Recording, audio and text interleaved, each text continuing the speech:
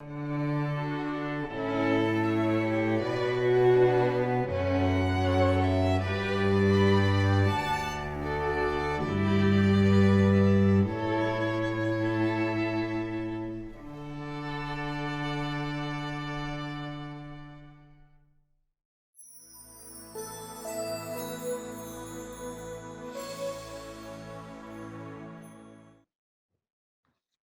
we're back. We're live. This is ThinkTech. This is Energy in America. We're talking about power blackouts in California and Texas, as we have seen in the news over the past couple of weeks, with our old friend Lou Pugliaresi, the president of the Energy Policy Research Organization in Washington, D.C. And he's done some research on this, and we are very interested to hear his analysis about what happened in these blackouts in California and Texas. Welcome to your show, Lou. Good to be here, Jay. So what I thought we'd do is a couple of things today. One is let's sort of do a little bit of autopsy on these power system failures in Texas, but also California, and see if there's some central themes. Actually, the nature of the power failures in both states have very different roots, but they also have a common root based in the history of regulation in the power system. And then also let's look a little more carefully at the challenge of the energy transition, because we are now seeing, if you like, some of the problems with the energy transition that we may not have paid enough attention to. Actually, we haven't paid enough attention to them, in my view. So why don't we start? We have some pictures here. Let's start with the first one now.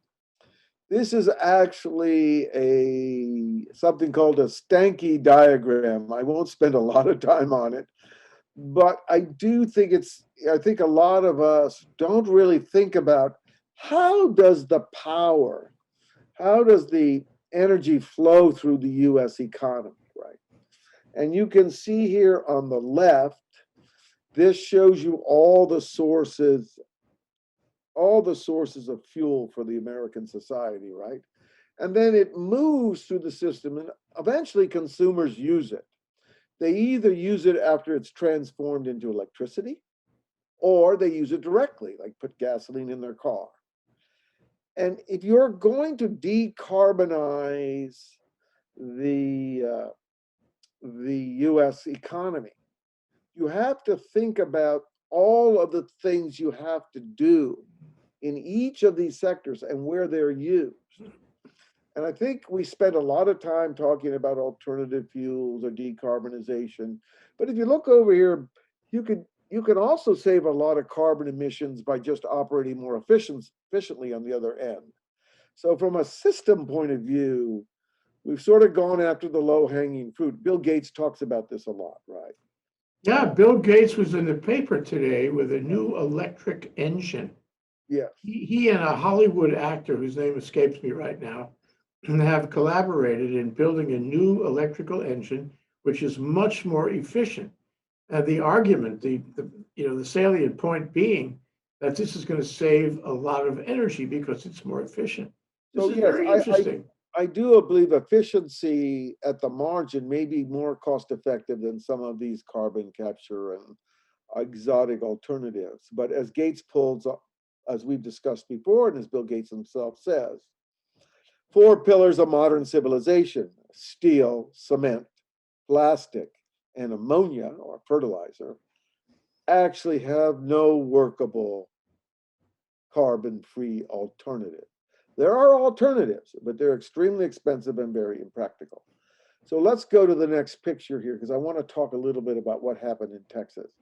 So the first picture is, and one of the things is you're going to see a little bit different between California and Texas.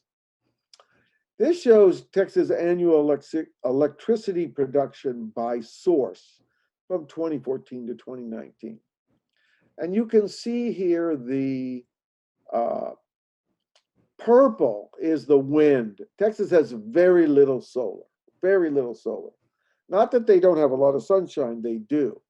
But basically what has happened in Texas and much of the US, where we've had these big initiatives, is we've dropped the coal to allow for more wind.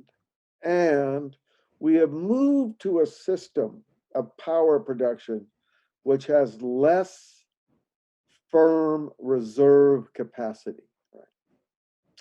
And in fact, if you, let's go to the next picture. That means wind without storage. It's very hard. We don't really, batteries are kind of nascent. They're not really there yet. Okay, so let's go to the next picture. Okay. Now, this shows you kind of what happens in Texas. Generally, what happens in Texas is you see that straight line is nuclear power. And I think it's very important to see what happened in Texas, because you can't blame this all on the renewable, but it is true that initial data we have from Texas said natural gas-fired generation ran about 62% of its capacity. Coal operated at 63% of capacity. Nuclear operated at 80% of capacity, and this happened despite tripping one nuclear unit and the freezing parts of the natural gas system. I mean, North Dakota does not have trouble with freezing gas lines, right? Because everything's winterized. But cold weather is unusual in Texas, so it was a tail distribution event, right? And the other kind of material event, I think, is that about 5 gigawatts of coal-fired generation had been retired in Texas in 2016. And by the way, this event was quite unusual in Texas, but it has happened before if you go back to the 1800s. And every 10 to 12 years, they get a freezing event, but not this bad. But if you go back, you can find one of these events in the records every 70 or 80 years. And I don't think what a lot of people understand is Texas has its own system. It's not connected to the U.S. grid generally. Some parts of Texas are, but very little. But the failure did cause prices to go up, and 500,000 homes in Texas suffered pipe damage from the cold weather. So this is like if a storm hit a freezing storm hit Hawaii for 5 days. It would do a lot of damage to your infrastructure because you just don't expect that. Well, let's take a moment just to examine what happened. Number one is the pipes froze, so supplies of fresh water were not possible. Right. Secondly, the grid.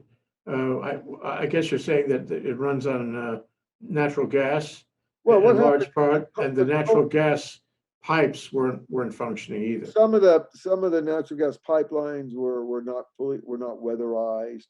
The system is also very much a free market system with a bidding system and market organized by the ERCOT, which is the regulator in Texas. I would, and I don't want to get too far deep in this, but one of the issues is, I don't know what they do in Hawaii, but here you get these documents. Do you want to buy renewable power? Do you want to buy this kind of power? You have a choice, right? But they don't really have the choice that I want. I want to buy power with extremely low probability of dropping load, right? And that's called a capacity market. And we expect the regulator to protect our reserve margins. So when these things happen, people are ready to bring new supplies online. And in the old days, if you go back into the old days before we experimented with these competitive markets in the utility system, we had a model that it was a regulated monopoly, and that there were some, let's say, expensive or costly aspects to the regulated monopoly, in that we tended to overbuild the system because you got to retain a rate of return on your capital invested. But that was bad and good. If you go back to the old days, the systems were so overbuilt, they did not fail. But maybe the rates were a little higher than they needed to be. And I think what we're learning now is that, okay, we have been told that we can transition to the fuels of the future, like wind and solar, because they're so cheap. And you don't even, we don't need to worry about it. But wind and solar impose costs on the system. And unless we begin to think about capacity to deal with failure modes, capacity which is not inherent in wind and solar renewables because they are by natural intermittent and variable. So this is the fundamental issue. Until we have a system in place where wind and solar can look like a nuclear powered power reactor or gas or coal power reactor, we're not going to have the same level of resilience. Well, let me just break that down. Number one is on the water thing. That was a function of the weather and the snap cold, and it was we're not talking about that today. That's not a failure of the electrical grid. Okay, the electrical grid could have been winterized. I'm not sure how you winterize natural gas pipelines. There must be a way. Well, by the way, they don't have these problems in North Dakota. They don't have these problems. They put heaters on them. What do they do? Yeah, they insulate them. They put them apart. They spend a lot of money winterizing the facilities, the pipelines. It's expensive to do it, but they do it because they have no choice. Okay, so if you don't do that and you get a cold snap like this, and we should talk about what that is, then the gas cannot pass through the gas pipeline. And the issue is even more complex than that. Some power plants, because it's an unregulated system in a way, it's a bid system. They only purchase what you would call interruptible service from the pipeline, right? So they get a cheaper rate. So once again, there is a weather failure here, an unusual event, an act of God, which can be attributed to some of it. But some of it is also attributable to the fact that the system is not as resilient as it should be. And it's inherently less resilient because we have transitioned to these interruptible supplies, not just wind and solar, also gas. And we have less base load capacity. Now, Secretary Perry, in a very ham-handed way, tried to address this issue a few years ago. And so I think it's important to separate the resilience issue from the weather event. Okay, but I'm separating the gas, which apparently serves a good part of Texas, even though Texas also has oil. I don't think Texas uses the oil in state. Oh, nobody but Hawaii uses oil to make power.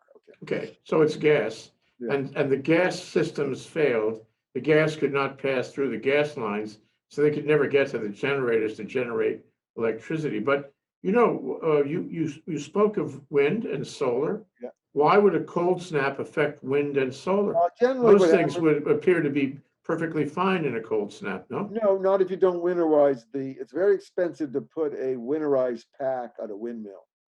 It ices up and it won't turn. Okay. And what about solar? Well, if you have snow, if it's it affects solar.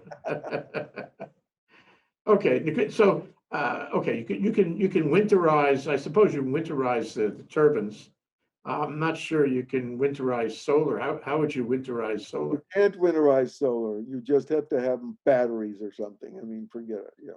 Okay, so the system of buying power in auctions or whatever, and having the utility, whether the utilities buy the power to distribute to the public, that system failed because there was not enough power. But as it worked out, though, the title of the show is Blackout. Right. It's not that there was a reduction in power; there was no power. Am I right? No. There was power. There just wasn't enough.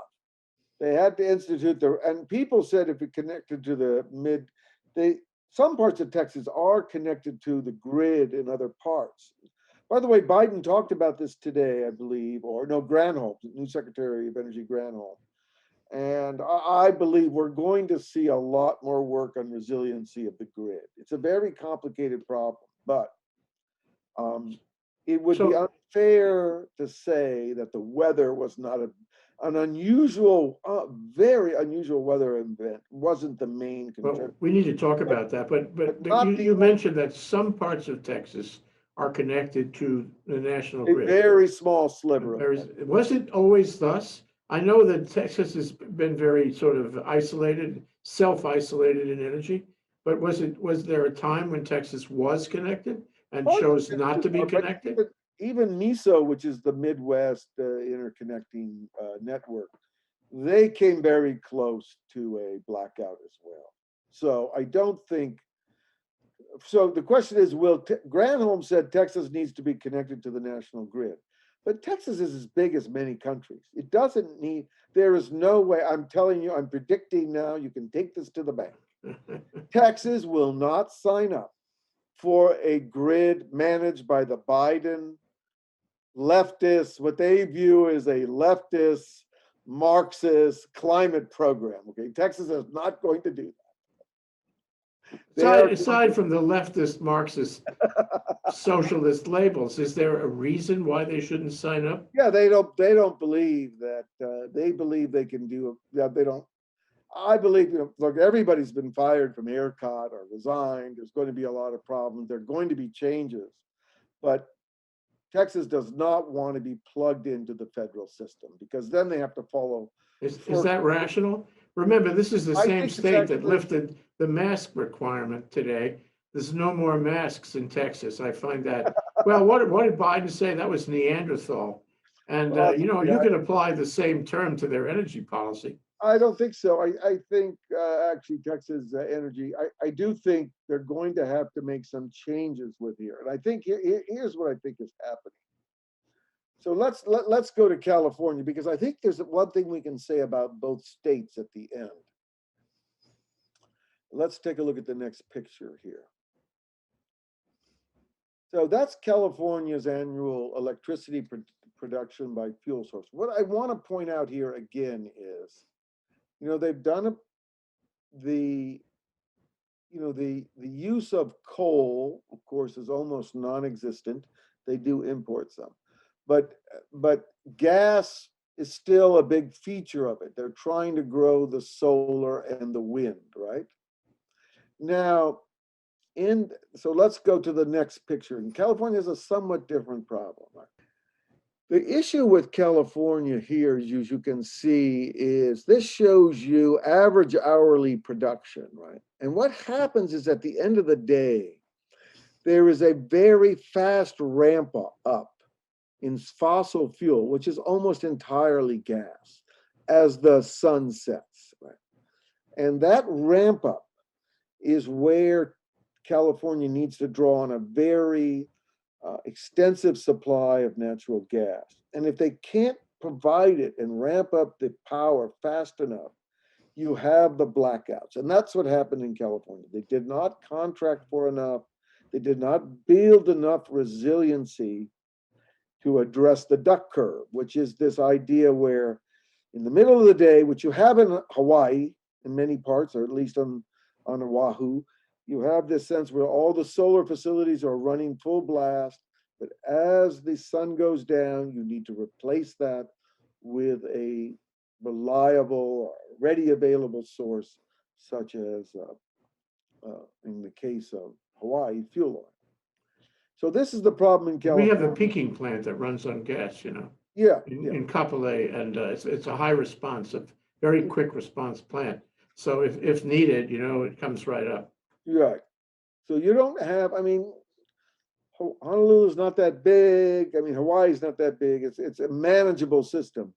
And in fact, in data I saw today, in which the kind of public advocate in California is looking at future prices, they are raising concerns that the price of electricity in California within 10 to 15 years could be Hawaii-like. Okay, they're quite concerned about this and what it will do to lower income people.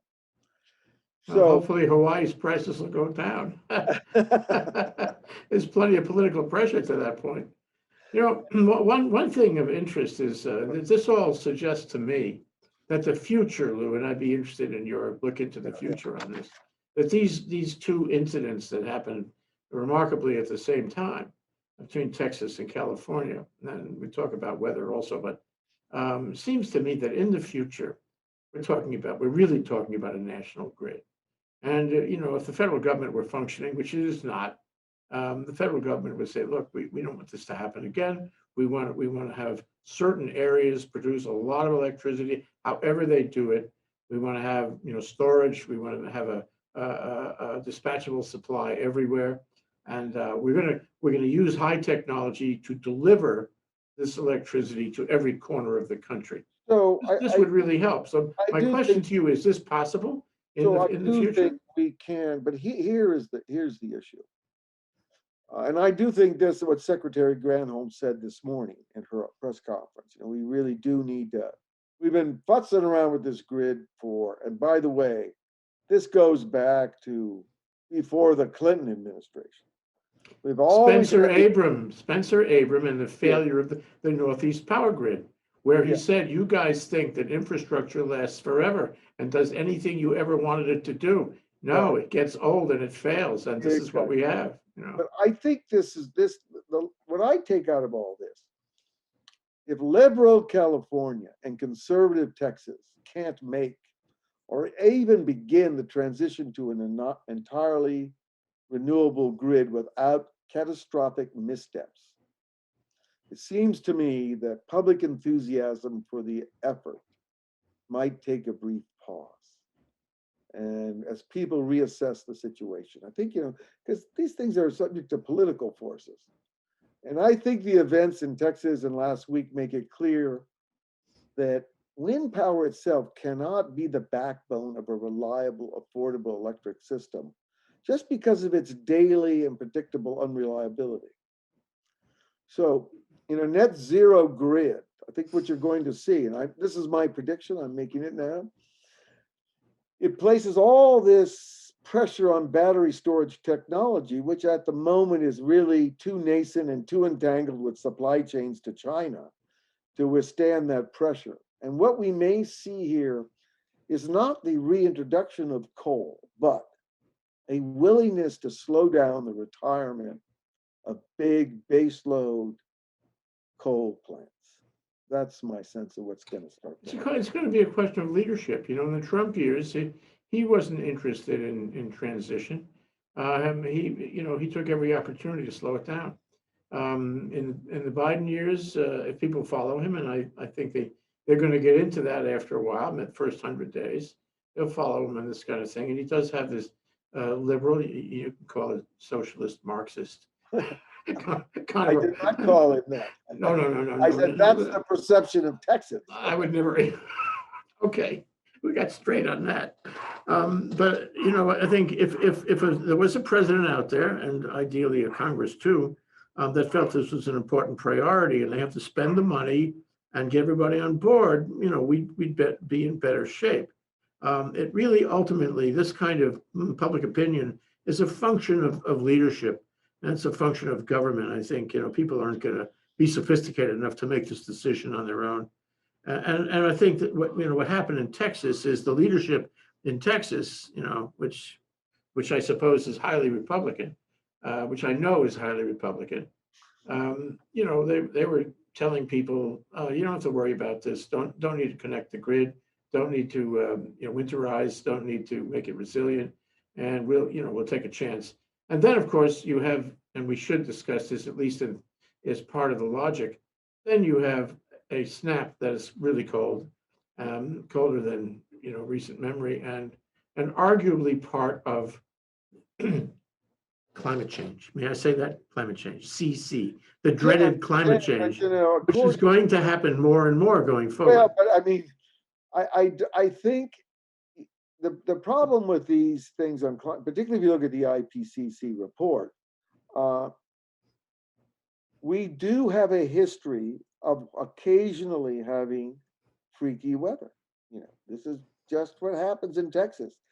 Whether it was worth spending a lot of money to get ready for it, in retrospect, yeah, we should have been better prepared. But and the nature of climate change, you could say this was caused by climate change, but I can go back 150 years and find these events in Texas. I can find hurricanes in Florida, just nobody was living there. So it is caused by climate, and it may be caused by a changing climate, and it might be caused in part by some stuff man has done. But here's the whole story on this that I think is hilarious. If everyone says this is going to happen, we know why don't they get ready for it? Why didn't they winterize if they knew this was climate change? I mean, they're so busy trying to get renewable fuel, but there was no attempt to adapt to it then. I mean, that's my view. Well, I think and I think that's the big lesson here.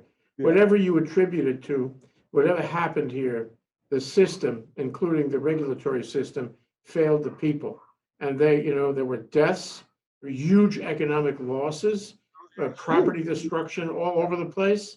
And of course, there are people who got, billed for $1,000 a day or $2,000 a day for the little electricity that was supplied to them. Well, I don't know how that's going to work out. There's going to be legal proceedings about this. No, none of those bills will ever be paid. I'm sure that's all. Sure. Well, I wouldn't pay it. But here's the thing. Here's the thing.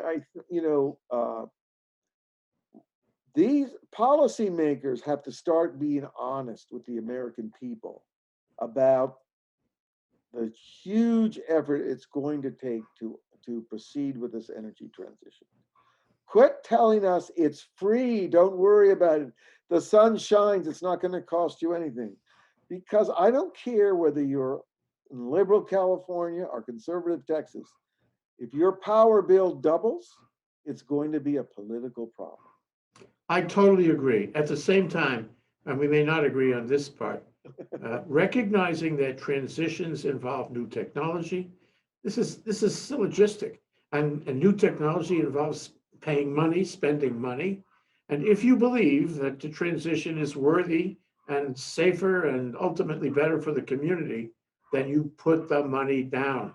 Right. And what's happened in the state of Hawaii, what's happened around the country, is nobody wants to put the money down. They don't take it seriously. They don't put the money down. So the transition, just as you say, Lou, is imperfect and incomplete, and it fits and starts. And I hope you received today our EPRINC chart of the week called China Runs on Coal. Yeah, there's a chart. There it is. There it is. Why don't you explain it to us? Well, I think that, as part of our negotiations on, we're going to need, if you're going to do the energy transition, it's a worldwide problem, and you're going to need China's cooperation. And China is committed to net zero, not by 2050, as the Biden administration has done, but by 2060. But this poses enormous challenges for China. And one of the issues that's going to emerge is the China story, in which the US should go first. And then they'll just kind of see how it works out.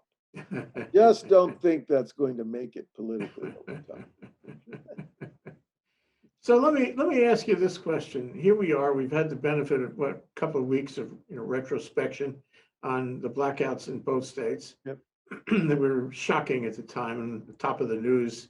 Now they're not so much at the top of the news. We're sort of past that. We're not worried about Ted Cruz going to Cancun so much either. But I mean, query, given the regulatory environment in both places, given the technology and the transition, given the I guess the need to spend money to be resilient against these surprise weathers or somewhat surprise weather situations, will this same phenomenon happen again? Can we expect this is going to happen again, or will we have learned the lesson to avoid this from happening again?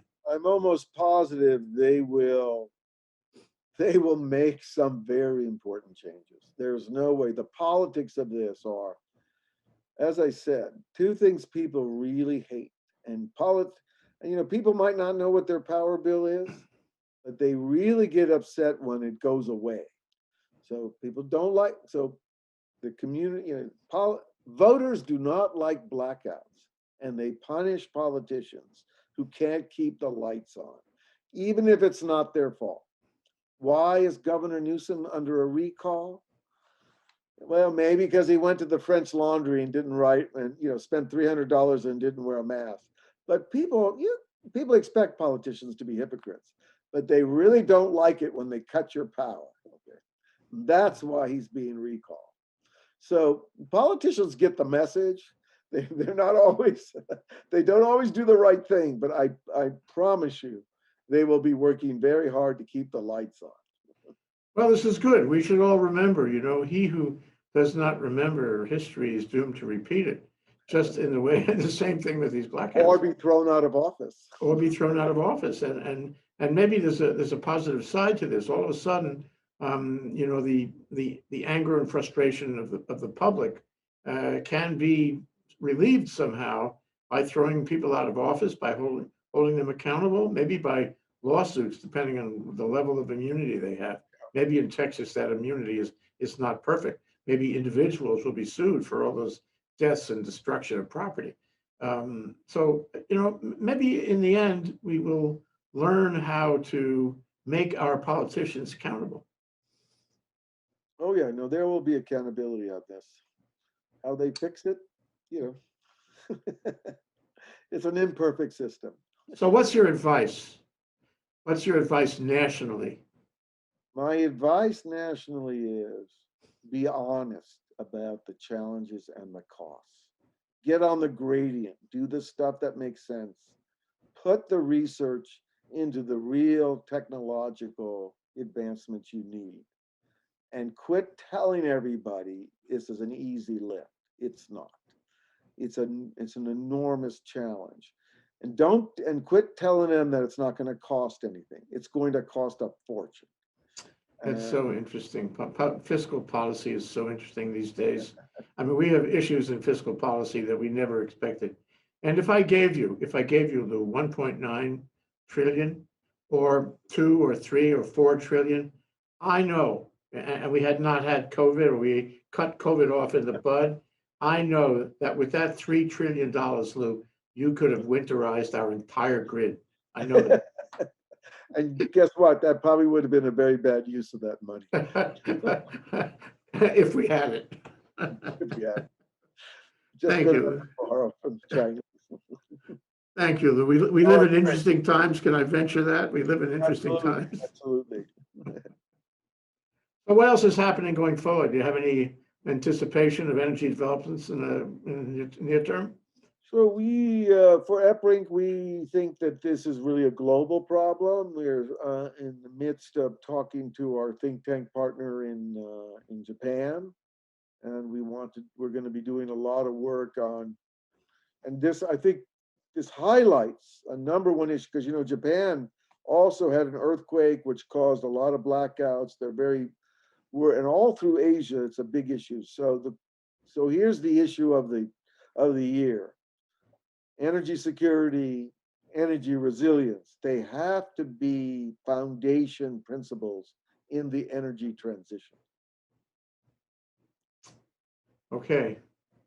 On that note, I suggest there's going to be a lot of issues on that note.